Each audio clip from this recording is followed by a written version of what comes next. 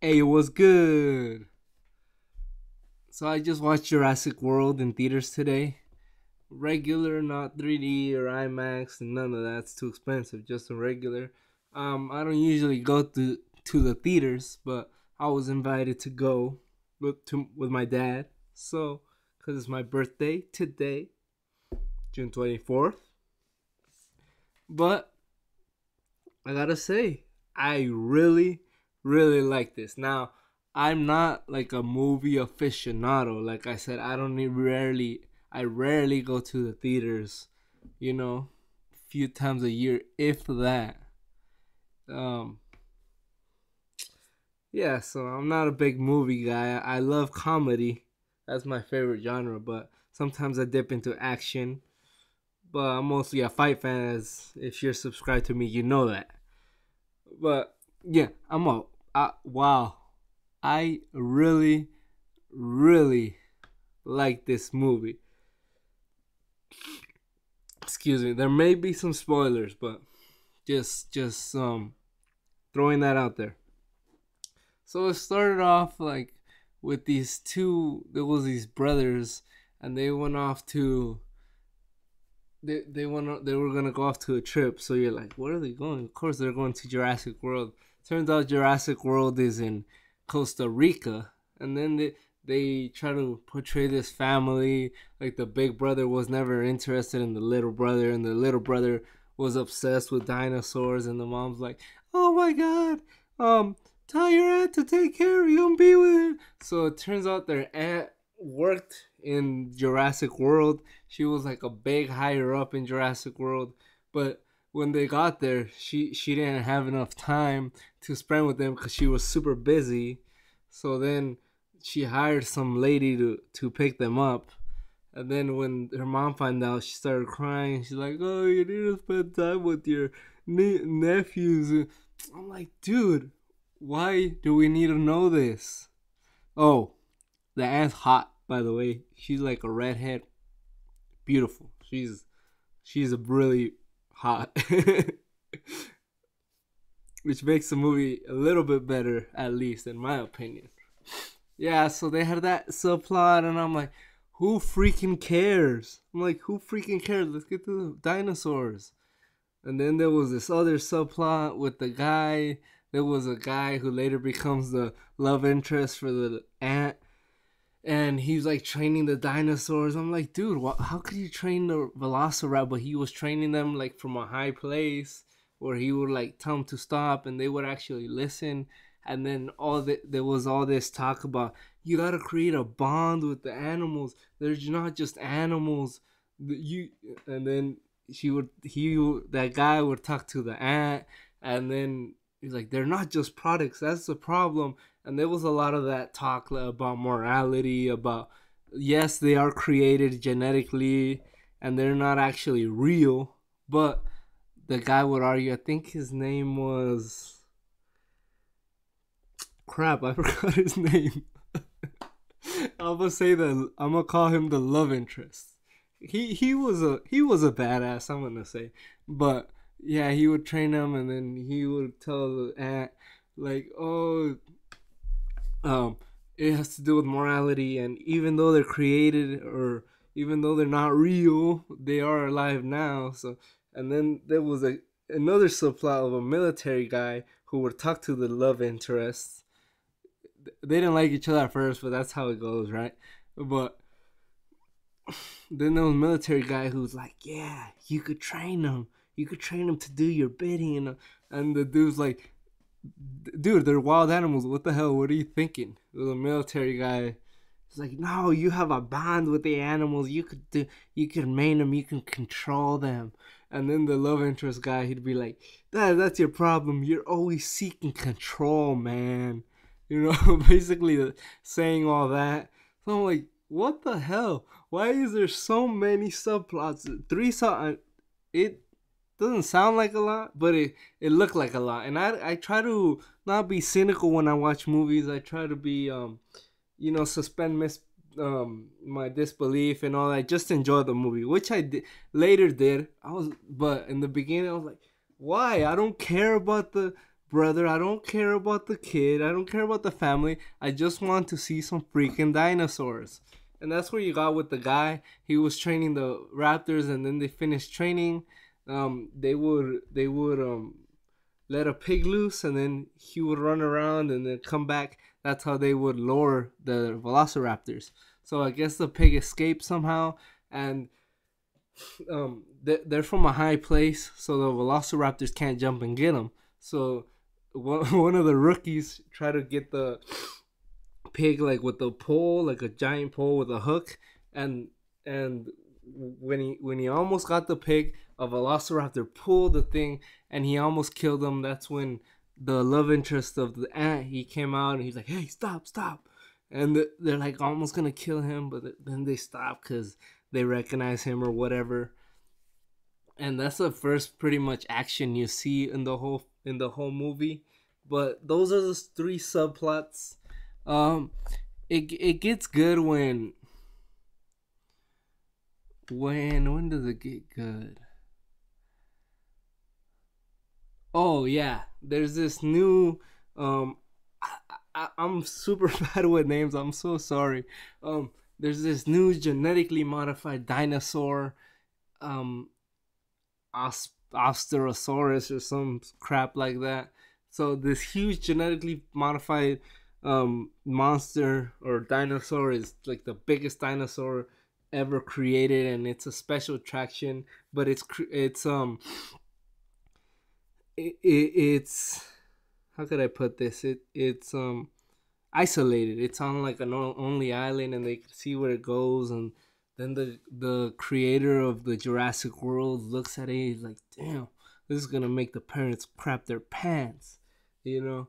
So the movie really starts. It really picks up when the love interest goes and they go see because the aunt wants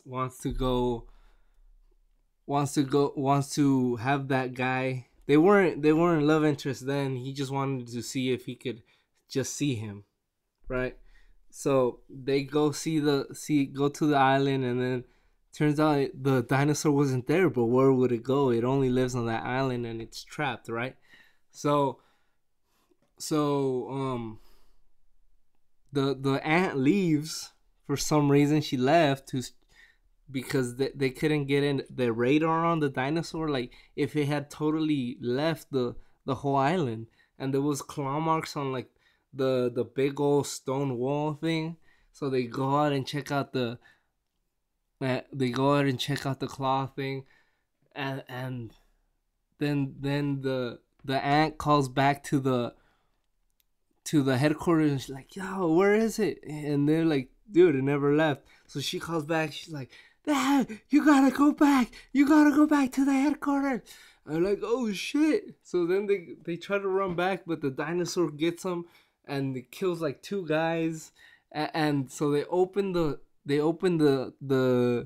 wall so they could run back in, but the dinosaur like pushes through the wall, so it breaks into the park, and it almost eats the love interest, but he pours oil all over his house.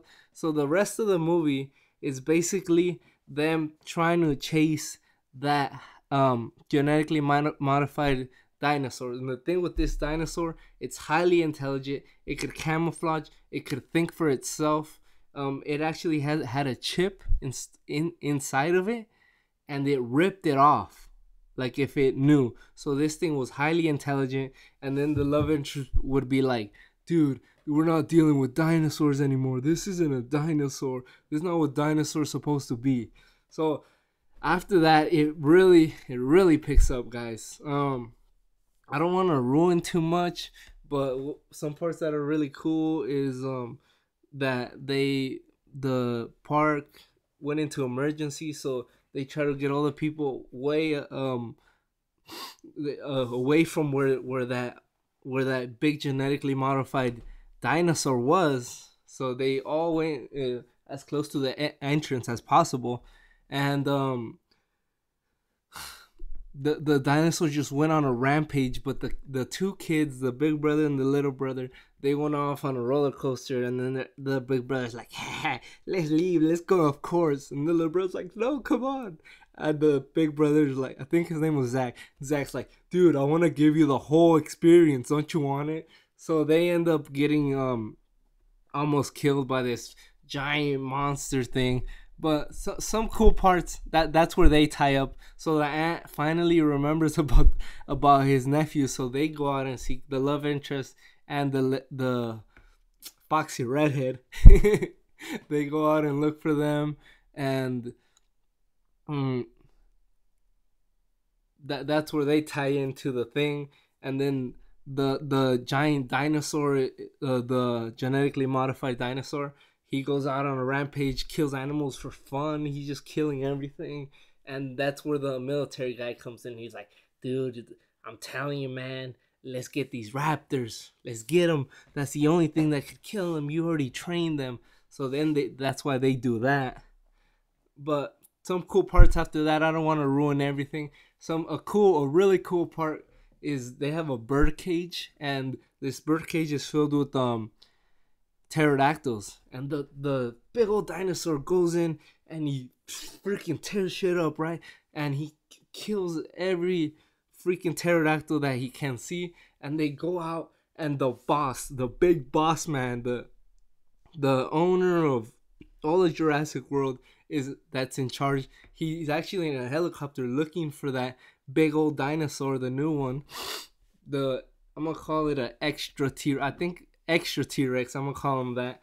But he goes out, looks for them, and this is when the pterodactyls escape from the cage, because the big old dinosaur put a big old hole in the case. It's not a cage. It's like a big old dome, like the one in the Simpsons movie.